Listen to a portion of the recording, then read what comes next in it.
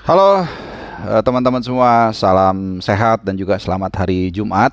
Selamat menyambut weekend dan di video kali ini gue akan menyapa kalian dengan tiga topik ya. Jadi ini gado-gado, ada yang dari tiga negara malah. Jadi dari Indonesia, dari Arab Saudi dan juga dari Korea Selatan. Nah, karena memang ya tiga topik ini lagi hangat dan kalau dibahas satu-satu mungkin terlalu panjang. Jadi gua gabung aja, gua run up jadi satu ya. Jadi ada seperti lu udah baca di judul atau thumbnail, gua akan bahas terkait dengan insiden insiden kekerasan yang terjadi di Sleman, di mana kita semua mungkin sudah dengar ya, bus Arema itu dilempari batu oleh orang, oleh oknum lah gue bilang ya. Kemudian juga mengakibatkan ada sejumlah ofisial yang cedera.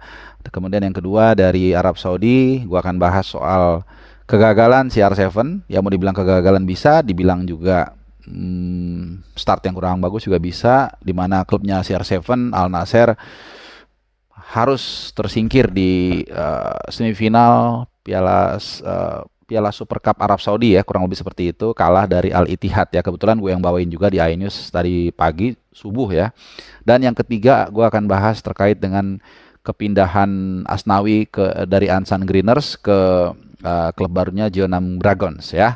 Kita mulai dari yang lagi panas dulu, dari Yogyakarta ya, dari Sleman. Jadi ya seperti yang gue bilang tadi, gue yakin sebagian besar dari lu, bahkan mungkin mayoritas dari lu udah denger bagaimana ya sebenarnya gue nggak ada yang heran sih dengan kejadian pelemparan bus ke Arema. Kenapa? Karena memang persoalan kekerasan sepak bola di Indonesia itu adalah persoalan kultural ya. Jadi bukan masalah soal persaingan antara antara klub, itu hanya mediumnya aja. Tapi sebenarnya kultur kita, tekanan hidup, kemudian ajang pembuktian, ingin diakui, ingin disegani, ini yang gua rasa membuat akhirnya, dan juga kemiskinan ya, ini yang akhirnya membuat sepak bola dijadikan medium untuk aktualisasi diri. Sehingga ingat gak di video gue beberapa waktu lalu terkait dengan insiden Kanjuruhan, gue bilang bukan hanya di situ, di beberapa temen gue, dengan cara kita menyikapi kejadian Kanjuruhan ya, kekerasan sepak bola di Indonesia ini 100% gue percaya banget hanya tinggal menunggu waktu kapan, di mana, dan siapa yang akan terbunuh atau terluka. Gue ngomong persis seperti itu. Dan ini hanya permulaan dari bab akhir kejadian Kanjuruhan. Jadi ini setelah Kanjuruhan dimulai lagi seolah-olah lembaran baru. Belum berapa bulan udah kembali terjadi. Ya, bahkan gue baca di beberapa lini media massa ada kelompok, gue bilang kelompok aja deh, ya kelompok manusia atau supporter yang membenarkan tindakan tersebut. Ini lebih gila lagi. Ya, jadi sebelum kita nunjuk ke orang, ngaca dengan diri kita sendiri, apakah memang tindakan itu dibenarkan? Ya, walaupun gue bisa memahami mungkin ada rasa kekesalan dengan klub tersebut ya, dengan kejadian Kanjuruhan, tapi it doesn't make sense at all gitu. Ini pemain yang hanya bermain profesional, apa urusannya dengan tragedi Kanjuruhan? Mereka malah jadi bagian dari korban juga, sehingga akhirnya pertandingan terganggu, kemudian juga mereka juga ikut merasa mungkin berbelasungkai dan seterusnya. Mereka ini korban juga gitu loh. Kalaupun ada masalah yang atau apa ya, keresahan ya dari fans itu, ya sampaikanlah secara benar, bukan apakah memang menimpuk bus pemain itu sampai pecah, bahkan juga ada official yang terluka. Apakah ini adalah respon yang yang apa namanya, yang beradab? Kan enggak, ini kan kampungan ya. Jadi sangat disayangkan, dan gue sempat menghubungi pelatih Arema Hafi Roha untuk meminta konfirmasi untuk menanyakan kejadian yang sebenarnya, tapi beliau uh, menolak dengan halus untuk sementara waktu. Dia bilang mungkin nanti berapa hari dia akan bisa dihubungi kembali ya. Kita akan lihat. Yang jelas ini insiden yang kembali mencoreng seperti setback dari apa yang sudah terjadi beberapa waktu lalu yang merenggut 100 lebih korban jiwa ya. Dan memang di kejadian tersebut cukup, kalau lu yang udah ngeliat videonya itu memang cukup parah ya. Jendelanya pecah itu cukup besar. Kemudian juga ada asisten salah satu official lah, asisten pelatih dari Arema itu Kuncoro, yang mengalami luka cukup serius di lututnya sampai harus dilarikan ke UGD dan mendapatkan 8 jahitan. Jadi ini bukan main-main, karena batu yang dilempar itu sebesar kepalan tangan. Ya masuk akal ya, karena kalau hanya batu yang kecil seperti batu kolar kena kaca tuh nggak akan pecah, tapi pasti batunya gede dan niat, dan pasti ini orang memang yang apa ya, yang terbelakang lah menurut gue. Inilah yang namanya orang kampungan gitu loh ya. Jadi dan juga ada dua pemain yang kabarnya juga agak cedera ringan, yaitu penjaga gawang mereka yang asal Brasil, Adilson Maringa, dan juga Ahmad Figo ya, terluka di tangan. Ya jadi gua nggak akan ngomong panjang lebar, nggak akan ngomong ini akan menjadi yang terakhir bla bla bla. Nggak, gua pastikan akan terjadi lagi ya, selama memang budaya di kita itu tidak ada perubahan. Kemudian juga tidak ada pembenahan yang serius seperti yang gue bilang kemarin. Tragedi Kanjuruhan itu hanya 10 hari investigasinya, tiba-tiba udah keluar rekomendasi, kemudian that's it, nggak ada di lapangan. Katanya ada yang mau mengubah stadion dijadi lebih bagus segala macem. Ya ini mungkin tipikal orang kita ya, cuman ngomong doang, habis itu nggak mau implementasinya, nggak serius ya, main-main. Artinya akhirnya nyawa juga jadi mainan ya. Oke, itu kita tinggalkan dulu yang sedikit panas ya. Semoga kita bisa lebih tenang lah menghadapi weekend ini. Tapi apa boleh buat, memang harus kita angkat topik ini ya, karena memang ya menggelitik juga lah pikiran naluri kita sebagai pecinta sepak bola. Nah dari situ gue ajak kalian kemana nih ya, ke Korea Selatan dulu atau ke CR7? Mungkin ke Asnawi dulu deh, biar dari lokal ke semi lokal juga, tapi sedikit kita akan terbang ke Korea Selatan, di mana Asnawi Mangkualam memilih untuk pindah klub dari Ansan Greeners ke Jeonnam Dragons. Ya ini sama-sama klub K2 League atau Liga Korea Tier kedua.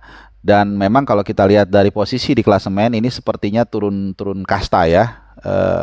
Di musim reguler kemarin itu Ansan Greeners itu finish di peringkat ke-9 dari 11 peserta di K-League 2 ya. Dan Jeonnam Dragons ini peringkat 11, juru kunci paling bawah. Nah, kemudian ada satu pernyataan menarik dari Asnawi yang mungkin bikin lu bingung ya. Asnawi mengatakan ya ini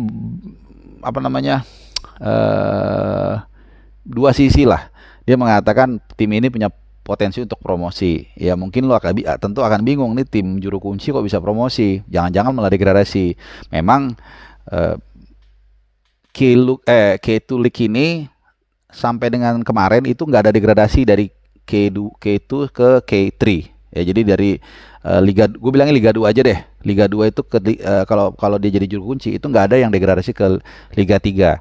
Jadi musim depan Jeonnam Dragons ini, klubnya Asnawi, akan tetap tampil di Korean Super League 2.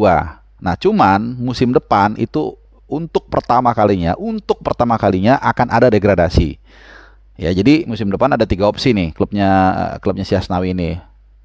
Degradasi, tetap atau stay di K2 League, atau bisa juga promosi. Ya kita nggak pernah tahu ya. Terus terang gue juga nggak tahu seperti apa kekuatan Jeonnam Dragons ya. Apakah mereka klub bagus yang lagi terpuruk atau memang mereka klub jelek ya. Gue nggak tahu ya.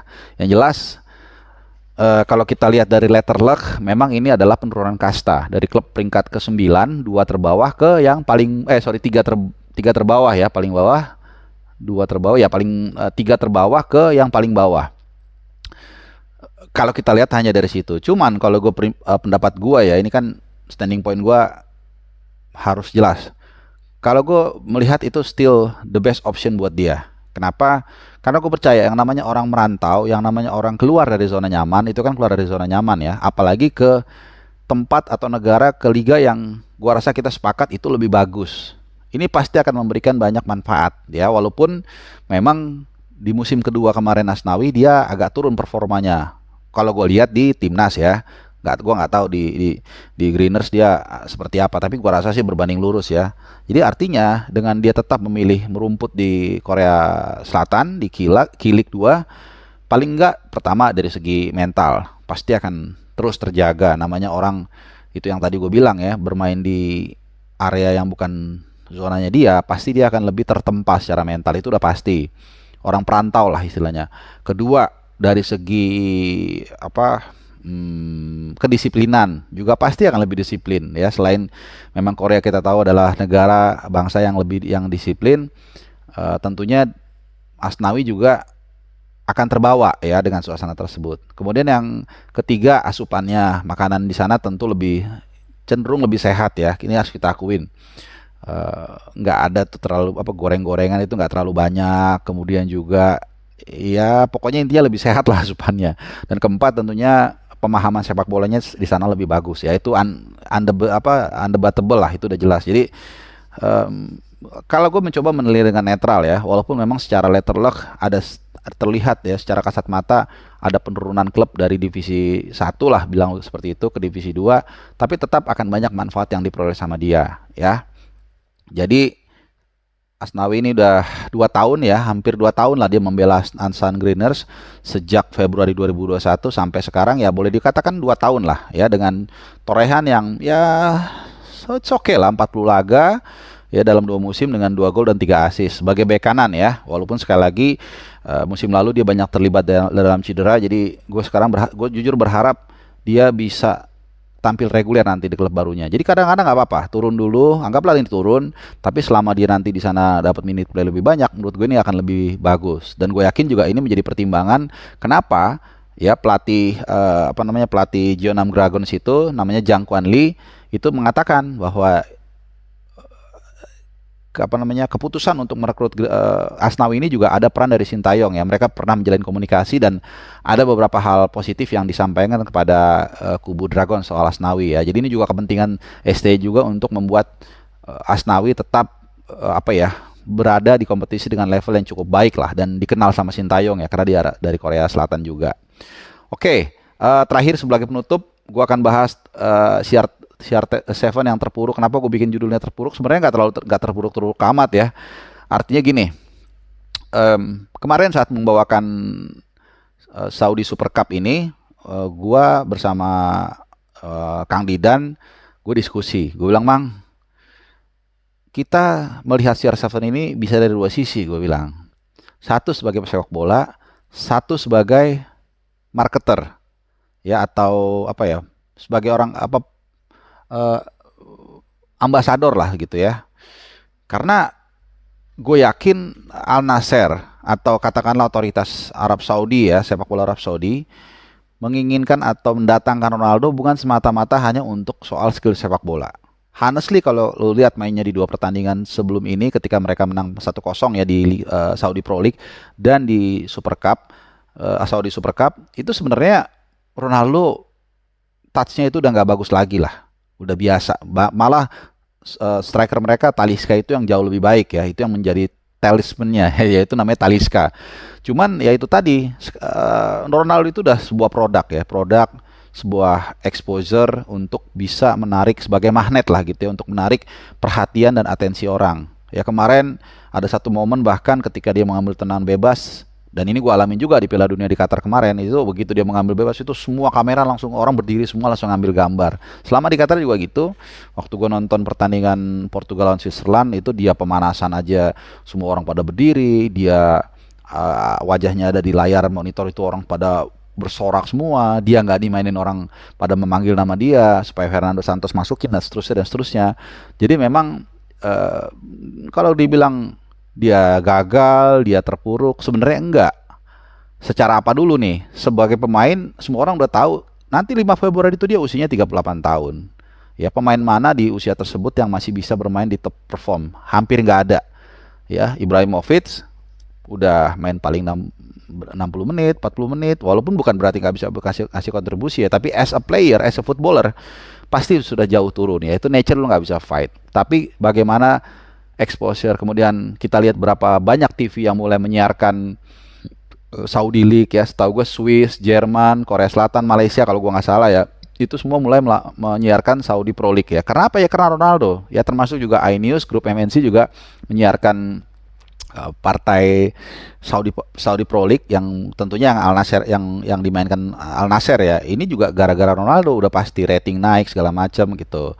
Tapi tetap tentunya sebagai pemain bola dia juga dituntut untuk tidak kehilangan marwahnya ya. Sebagai pemain bola tetap orang menginginkan melihat dia mencetak gol, berlari, memberikan umpan, menyundul dan seterusnya. Jadi itu yang menurut gue tetap harus dijaga juga. Cuman sekali lagi, kalau kita belah dua ya, peran Ronaldo itu antara pesepak bola atau marketer, memang lama-lama peran marketer ini semakin besar.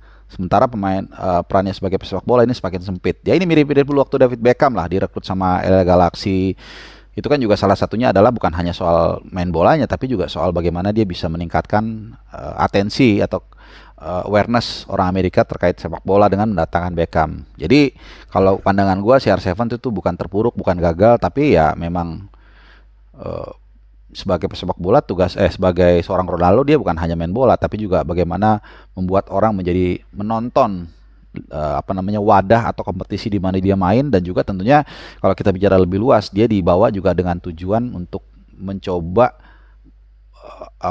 menjadi brand ambassador lah yang gue dengar untuk Arab Saudi menjadi tuan rumah 2030, tuan rumah Piala Dunia. Oke, itu tadi 3 topik yang gue bahas, mudah-mudahan berkenan, mudah-mudahan bisa memberikan insight buat kalian, tambahan juga referensi, dan juga menemani hari Jumat atau weekend kalian di weekend terakhir bulan Januari 2023 ya. Terima kasih udah nonton ya. Salam sehat.